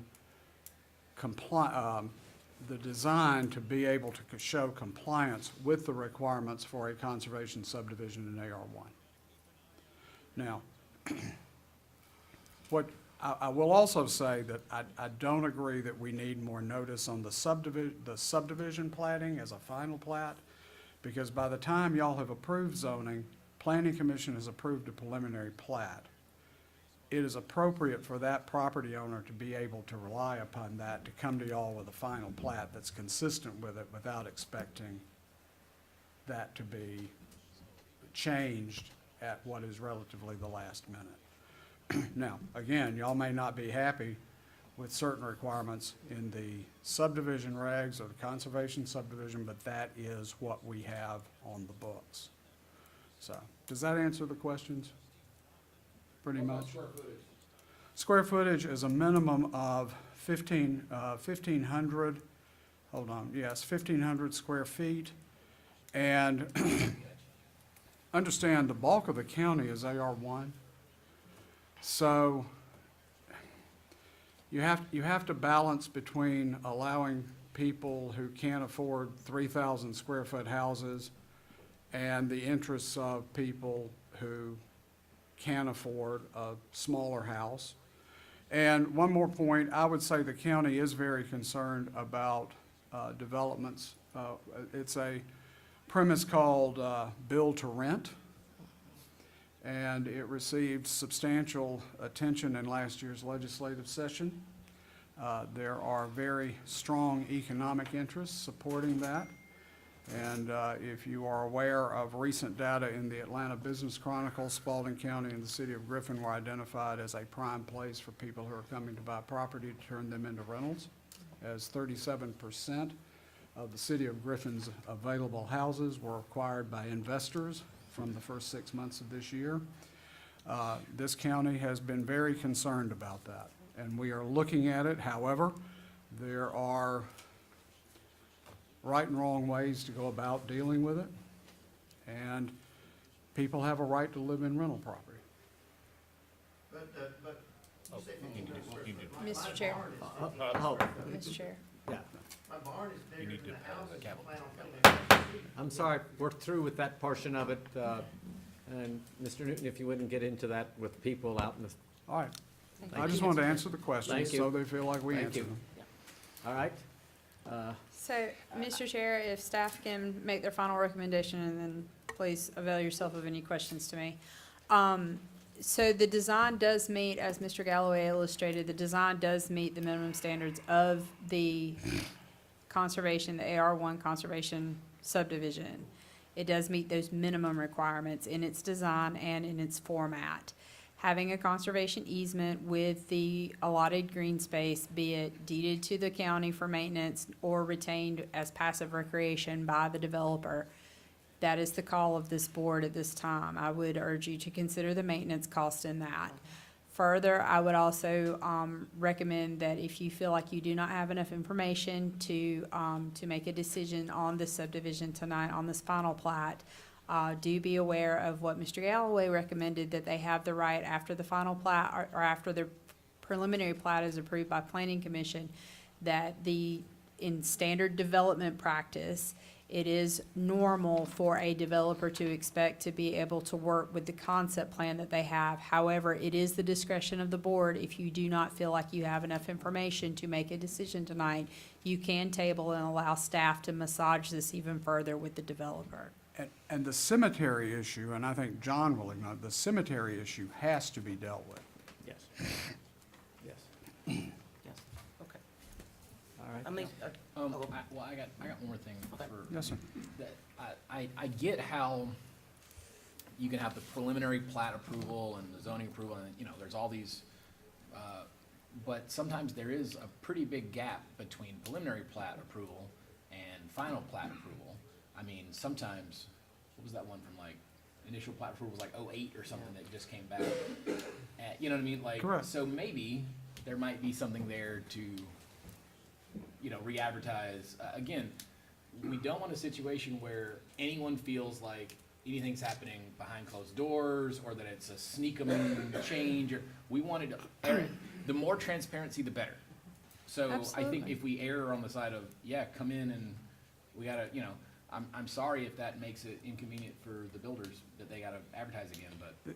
The only reason this has come to you so quickly is because it has no infrastructure. Right. Otherwise, there would be a significant time lag between approval of the preliminary plat. Kelly's office would have approved soil erosion sedimentation control, construction drawings regarding the infrastructure, and that would have probably been installed. And Newton is correct, excuse me, Mr. Galloway is correct, because there is no infrastructure to develop, such as the plat that you're referencing, Big Pines, I believe is what you're talking about. There was infrastructure to be installed, there was detention to be installed, there was also soil quality that had to be, soil quality that had to be done. There are a lot of factors that go into whenever you're building roads internal. Because of the nature, again, of the design, That's the reason of the, I don't want to say expediency, because we didn't rush this through. It met all the minimum criteria. However, again, going back to Mr. Galloway's point, the cemetery does have to be addressed, and at this time, staff would recommend at least a 30-day table for us to be able to address it, and also to possibly even massage the design further. Or tabled at least until the cemetery report is done and provided as part of the application. I mean, first, I just want to say thank you, neighbors, for coming out, because a lot of times, you know, hearing you express your feelings is a big deal to us. Please understand that. And I agree with Mr. Galloway. I mean, there's a lot of unknowns here. You know, we've got the cemetery, you know, we've got the square footage, we've got the park. So there's a lot of things I think that need to be dissected here. So I'm also in agreement of tabling this as well. Okay, is that a motion to table? I'll motion to table until we get the cemetery, Till we get the cemetery back? whatever Report. ground scan The report. archaeology, what about the archaeology? That's the archaeology. The Okay. cemetery report is the archaeologist report. I'll second. I have a motion and a second. All those in favor signify by raising your hand. 4-0, motion carries.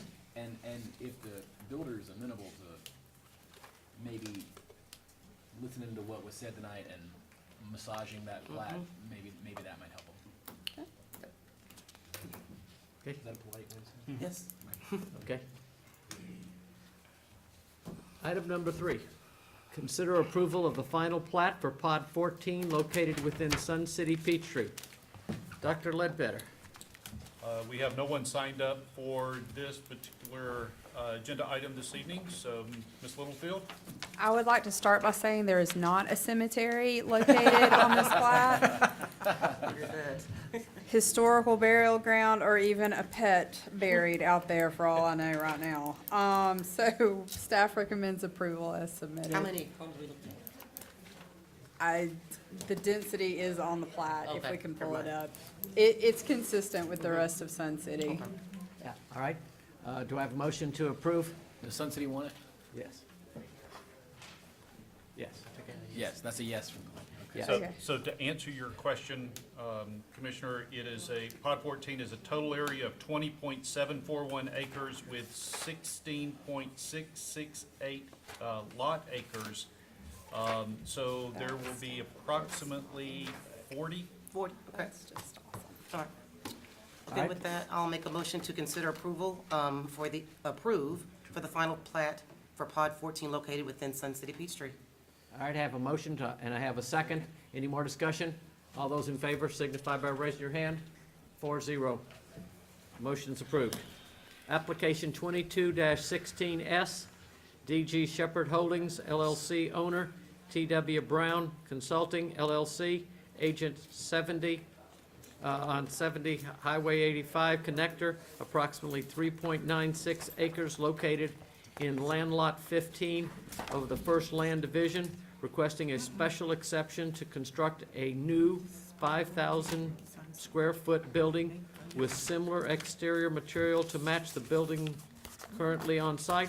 This would be the final building shown on the, excuse me, on the master site plan for this development. You good, Mr. Chair? Yeah, I'm okay. Okay, thank you. Okay, Miss Kathy, if we can pull up that site plan, keep going. I'm ready to step in if you go down, don't worry. I assume you'd like to hear from staff, sir? Yeah, yes, please. Good deal. All right, so this is actually a master plan that was approved in 2004. This is the final build of the site plan that you see in front of you. It's the one with the red cloud called out on it. The applicant is present. However, staff does recommend approval. And what this is a, this building, because it's being built after the architectural standards were passed, this building, they are requesting the special exception that they can build it in accordance to their master plan that was previously approved prior to the architectural standards being passed. They are proposing to put sheet metal and brick on the front of the building. Specifically,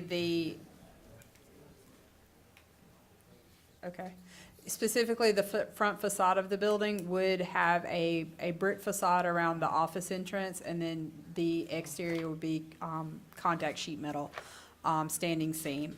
The buildings, again, this is the finish out of a master plan that was previously approved by previous administrations. Staff does recommend approval. And this will match the other, what was there? Yes, This sir. is really kind of a grandfathering issue of. It is an existing non-conforming situation, yes, sir. They just probably do an approved since it's brick, so, let's do it. So, the applicant is here if you have any questions for them, and also afterwards, I will be glad to answer any questions you may have moving forward. If the applicant wishes to speak. Okay. Okay.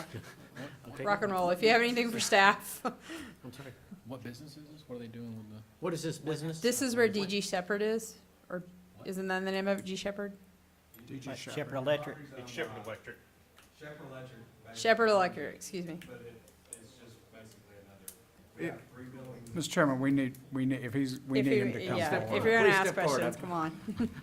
I'm aware you don't probably want to do that, but. Yes, I'm not Yeah, we Sorry, understand. state your name and Sorry. your address, please. Chad Shepherd, 14 Glen Canyon Trail, Noonan, Georgia, 30265. So I have 3 buildings now. This is the 4th building that I just didn't build at the time. It's located behind an existing building. And just to match what I already have, that's all I'm trying to do. A solid brick building back there would look kind of weird with what I already have. Okay. I have a motion to approve? Staff's recommending approval, right? Yeah, there, All right, okay. I'll motion to approve. All right, I have a motion to approve. Do I have a second? Second. I have a motion and a second. Any more discussion? All those in favor signify by raising your hand. 4-0. Thank you. You're free to submit your building permit tomorrow. Thank you. Number 5, application 22-19S, Robert Hauk, owner, 495 Steel Road, approximately 5 acres located in land lot 26 of the 3rd Land District, requesting a special exception to conduct online firearms and accessory sales, gunsmithing. All right, and I assume it's my turn. Sorry. All right, so this is actually, our home occupation does not cover gunsmithing. That is only allowed in our commercial districts. However, the primary use involved in this is a home occupation that is doing online transfer sales. There's minor gunsmithing associated with that in some cases, and the applicants for not only this application, but also the next application for gunsmithing, their primary is online transfer sales, as I stated earlier. This is not an outdoor shooting range. This is not an outdoor recruitment of anything. This is a pro-small business correction to an error that was discovered after I came to work here. This is simply to make sure that everyone is above board and compliant, and most specifically that all of our business owners, we are open for business and we want you to be compliant, especially with the ATF. So whenever we look at these applications, specifically the one that's listed here, staff does recommend conditional approval, but the conditions are very simple. And that's that there's no outdoor shooting, because these are, in this particular case, is an agricultural zone property, I believe. Yeah, 5 acres. It's an agriculturally zoned property, but there are adjacent residences to it. We don't want any outdoor shooting. We also don't want any outdoor signage. All felonies have to be reported within 10 days, which is, we are required to report that to ATF. That's kind of their condition. And also, there is. Well, you're out of time. Pardon me? I didn't mean to time you. I can finally talk again, come on.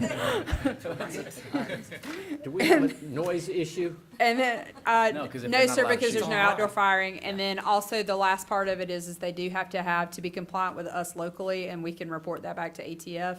The fire marshal does have to inspect. So, because we are dealing with a discharge, potentially. The applicants are here for these applications. Mr. Hoag, if you would like to speak. I have a question. And the online transfers, Hold on, let him Okay, we identify. gotta give his name and address. sure, sorry. It's Robert Howe, 495 Steel Road. Okay. Thank you. Will you be receiving customers in? The ATF they regulate me on how I do that. I either have to ship it to another FFL or I do have to do a transfer on site at my business. Okay. That's what I wanted to know. But it's not like, That was a quick but 3 it's minutes. not like advertised, like, come in here, you'll No, sir, no. individually I have them don't, contacted and. no, I don't store or stock any firearms on site. It's only if someone buys from me personally and they ship it to me directly. So and that's all federal firearms license. I can't. It's all regulated by the federal government, not by me. Guys, I think we're about to get a bunch of these. There's a bunch of FFLs in town that like thought they were in compliance and just weren't, and now need to get in compliance. And no one's gonna notice a difference, because this has been happening This is all just, over. And, And to Mr. Dutton's point, ATF is cracking down on this for local zoning ordinances as well. They are tracking this very closely, and Mr. Griffin got in my Kool-Aid about it, just to be perfectly candid. So I want to make sure that all of our small businesses are fully compliant. do I have a motion to? I got a question. Okay, excuse me. You said no shooting on the property. That's his primary residence. It's 5 acres. With him having a business license, that keeps him from shooting out there? Or like if it's his residence and I want to go out there and shoot safely into a backstop, personally shoot myself? No does that stop commercial. it? That's just no commercial shooting. Right, he can't be open for Okay. business as a shooting range or as a firearms testing facility. I just want to make sure you can go out there and shoot if you Yeah, want to. and That's your the God-given Second ATF Amendment right. ATF regulates that too. Yes, sir. Okay. So I can't be a shooting range. Yeah. All right, anything else? Motion to approve. All right, I have a motion. Do I have a second? I'll second. Motion and a second. Any more discussion? All those in favor signify by raising your hand. 4-0, motion passed. Thank you, sir. Thank you. I want it noted, I'm not the devil.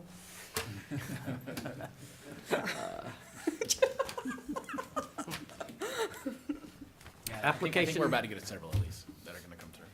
Application 22-20S, Fred Eric Boy, owner, 132 Canaan Court, approximately 2.54 acres, located in land lot 14 of the Second Land District, requesting a special exception for a home occupation. General? Is it the same thing Just as a the minute. last one? Hold up, hold up. General? It says general. Yes, sir. Okay, so this is pretty much the same staff report as I just gave. We do recommend approval with the same conditions of fire marshal's inspection. No open shooting range in the backyard, no signage out front, and they do have to report any felonies within 10 days. Any comments, sir? If You'll state your name and Thank your you. address? No, I have no comments. I've already had this license 25 years ago, and I've never had any complaints, and I'm Eric, we need your name though, for the record. Name and address, please. Fred Eric Moy, 132 Canaan Court, Williamson, Georgia, Spalding County. Thank you, sir. All right. Well, and just to be clear here, you're saying it's like the last one, so is this also a online transfer as well, or is it something Sorry, different? say again? Is this the transfer you gonna be online doing this, or is this something different we're doing here? Well, No, I'm doing the same thing. Okay. But the only thing is, according to what I guess Kelly said, just the wording. Right. Okay. It is Because the I'm same going thing. from a special, what do you call it, Special. a service, Yeah. a service to a repair. Yes. Okay, And I repair firearms, all right, you know. okay, that's what I wanted Yes. to clarify, okay. I got one last ticket since the fair starts tomorrow. You got any mega tickets on you? I see you wearing your shirt. You got any? My kids need mega tickets. Oh, I've been selling mega tickets today for the fair. See? Told you. So, Mr. Chair, can we please focus Anybody wanna buy the one? questions to the case at hand? All right. No, All right. motion to approve. All right, I have a motion. Do I have a second? I'll second. I have a motion and a second. Any more discussion? All those in favor signify by raising your hand. 4-0. Thank you, sir. We appreciate it. Thank you, sir. Thank you, Mr. Moy. We'll see you at the fair. Yes. All right. Text amendment 22-02, Spalding County requesting to amend the zoning ordinance to allow for the regulation of lighting for the development and establishing buildings within the county. All right, so this is your lighting ordinance. This is an extraordinarily technical ordinance. Pardon me? Yeah, we're gonna raise the bar with this ordinance. So currently, I'm getting to that. So currently, whenever we regulate lighting, the only mechanism that we have to do it is whenever an applicant comes forward for either a final plat or they come forward for a rezoning. That's the only opportunity that we have to capture them. So in order to do that with our construction standards, if somebody comes in for a building permit on a new building, if someone comes in for something that's in a master plan, whatever it may be, we now have the mechanism in place to regulate not only residential, but we also can regulate commercial buildings and their lighting standards. This includes parking lots, this includes commercial development, this includes the street lots and outside of subdivisions.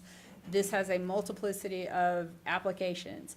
As I stated earlier, and if that's not raising the bar, I don't know what is.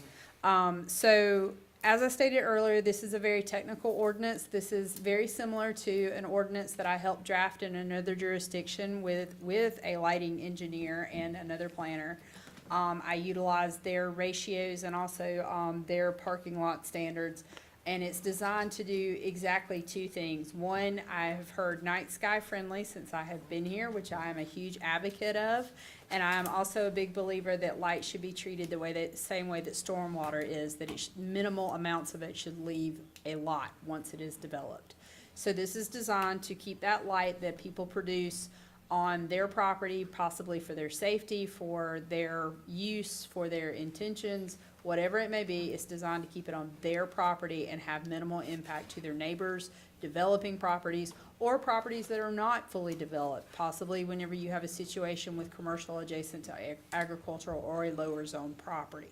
So please understand that this is intended to not only give some regulatory sounding to your planning department, is also designed to in fact raise those design standards so that we can implement this construction standards for all of our properties that come across, not just our rezonings.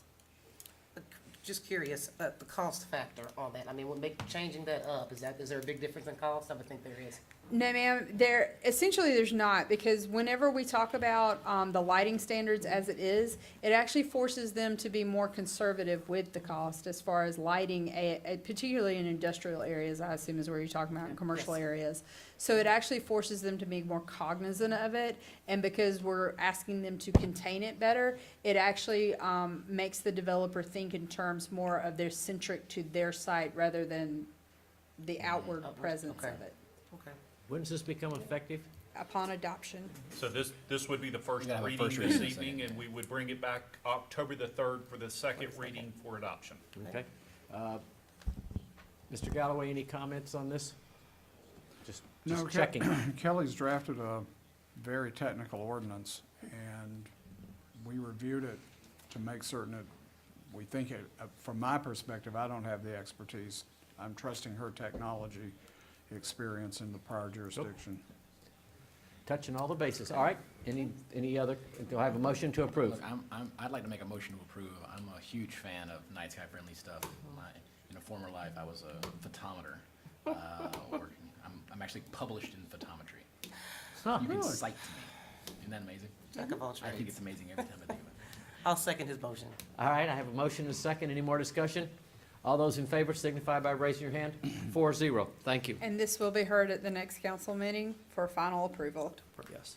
I would say we had come forward with a night sky ordinance around 2007 or 8, and it went nowhere.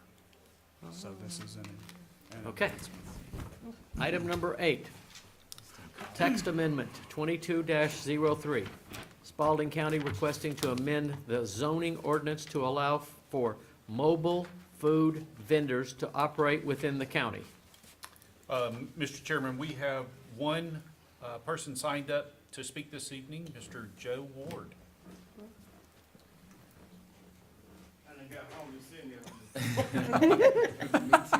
You didn't bring any food with you? I just came from Miami, catering. I came off the plane straight here. So Joe Ward, 105 Asher Way, Griffin, Georgia, 30224.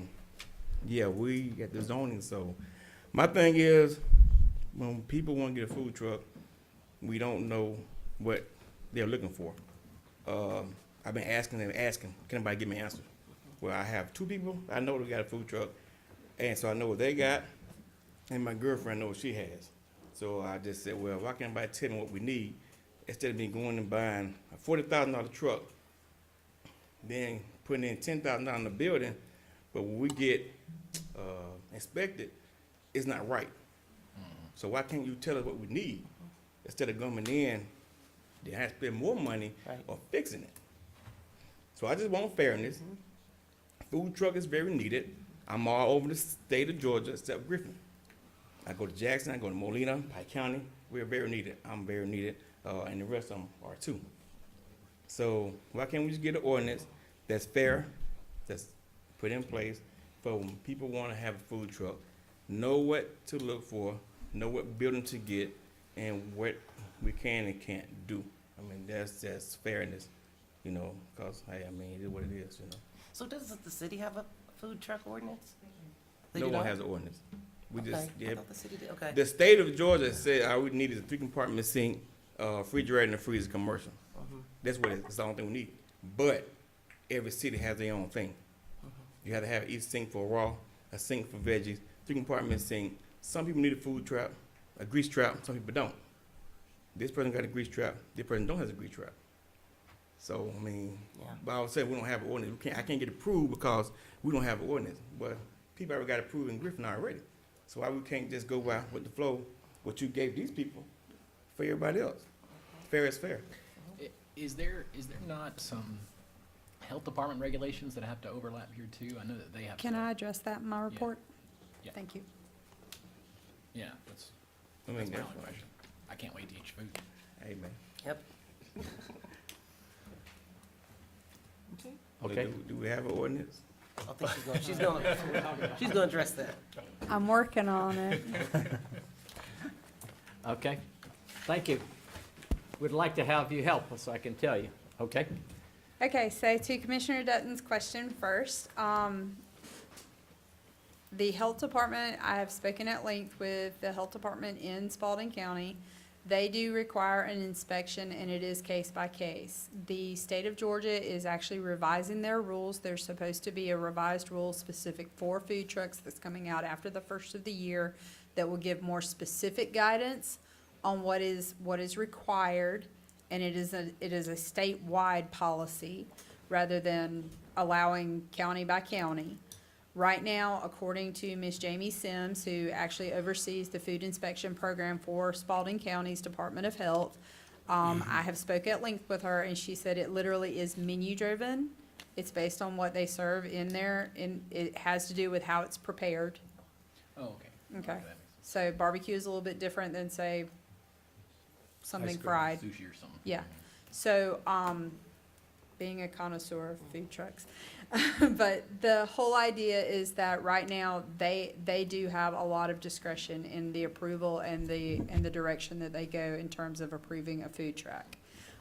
That is a requirement of our ordinance. The way that we have drafted it is they have to have that sign off by the health department and meet all of the requirements based on their menu is how they're evaluated.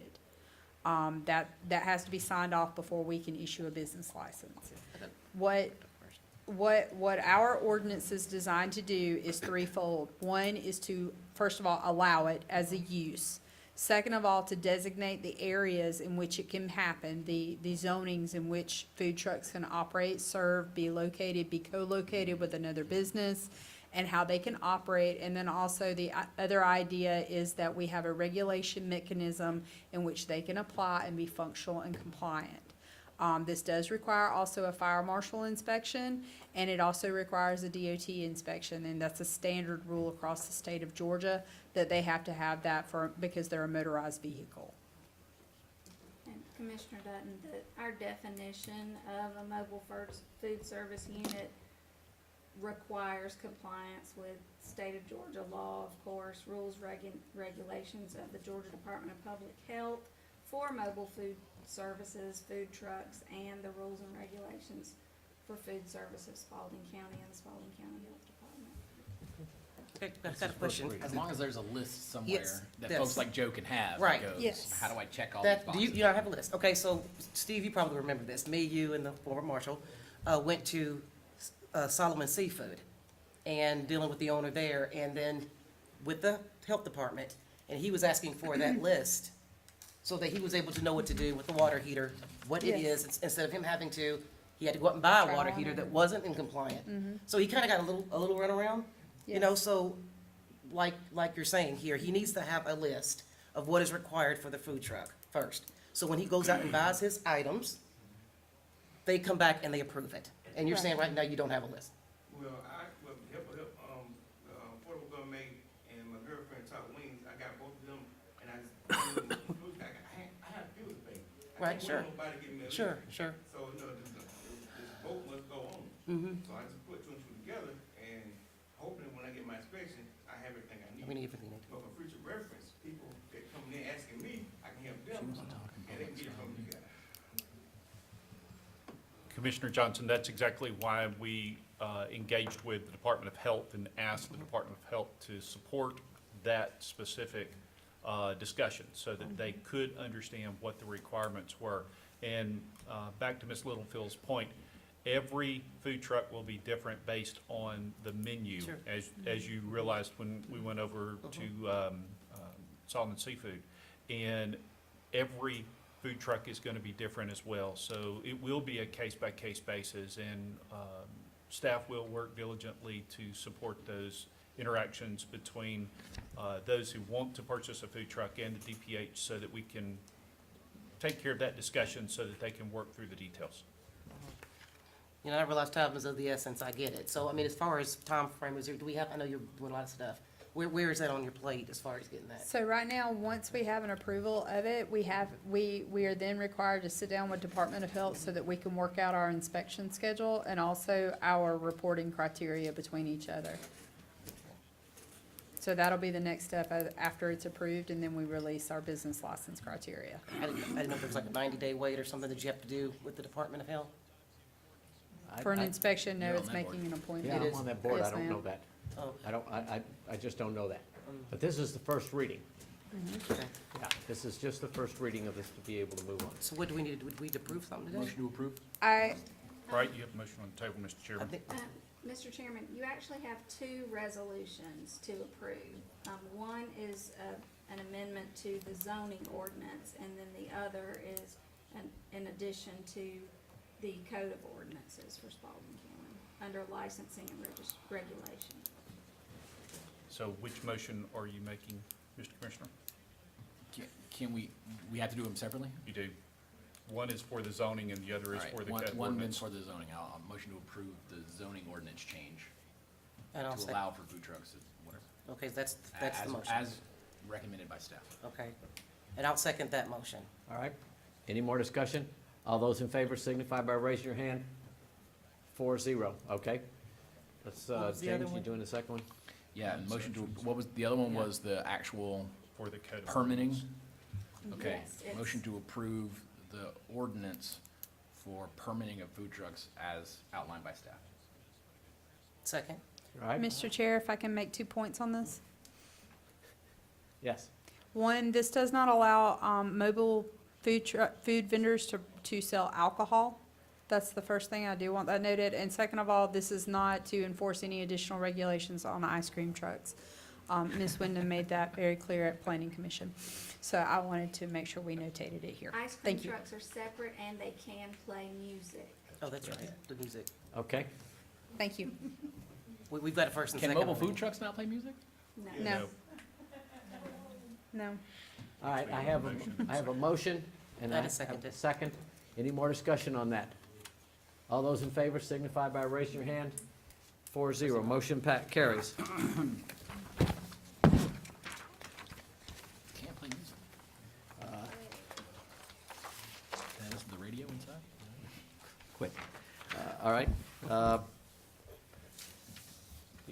sir, there is no need for a closed session. No, County no, sir. manager, any comments? No, sir, I do not have any comments this evening. Ms. Littlefield, any more comments? Not at this time. Thank you, sir. Attorney? No. Okay. Just confirming that the millage rate vote will be Monday? Monday, 6 p.m. At 6 Monday, p.m. 6 o'clock, So right you'll know here. that. Okay. Okay. I'm good. Vice Chair? A lot of folks think they know, or might think they have a master's in public administration. and they don't. We'd love to come and show you our budget, and where SPLOST money is very different than county money, like, that's not something. Right. Once the SPLOST is passed, we don't get to say, well, we don't wanna. Once the SPLOST is passed, that's by law. And voters- We're and voters required to vote go for and the do SPLOST. these things. We don't get to say, well, no, we're spending Right. money somewhere else. That's not how it works. We had a giant SPLOST, we now got a T-SPLOST. Well, spending's up.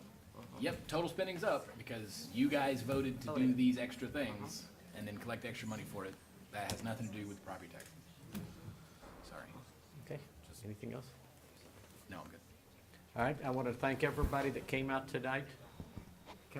County Attorney, excuse me. I was reviewing the code section as we were, as you were talking about other things that Mr. Galloway cares about. And that is, the gentleman who mentioned that the notice and the timing, he is correct. The meeting cannot start before 6 p.m. Therefore, we're going to have to publish again. We have to publish a week in advance. That means that we will not be able to set the millage rate on Monday, the 26th. It will have to be postponed until Monday October the 3rd. We will need to schedule a public hearing for 6 p.m. and our regular meeting will have to be pushed back. This is an issue for tax stuff going out. So even though the deadline is October 1, we're allowed to do and ask for an extension?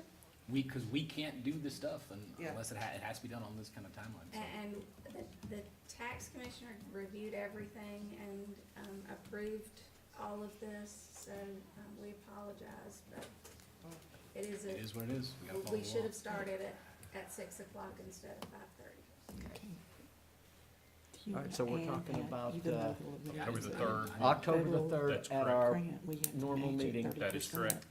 All right, so Okay, everybody got no that? meeting next Monday. No meeting No meeting, Monday. okay. Setting the millage rate will be at October 6:30 on October the 3rd. We will have a public hearing on October the 3rd at 6 p.m.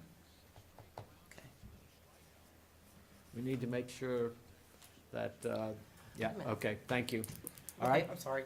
Okay, you said, that's the first meeting of the month, so you're Yes. saying 6 p.m. is the public hearing, 6:30 is the vote, And immediately after. and then we'll go to the meeting regularly, okay, This meeting. all right.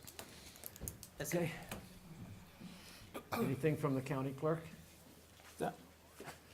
Okay. Do I have a motion to adjourn? Okay, have a Second. second? All those in favor signify by raising your hand. Motion carries. We're adjourned. Joe. Thank you. Joe.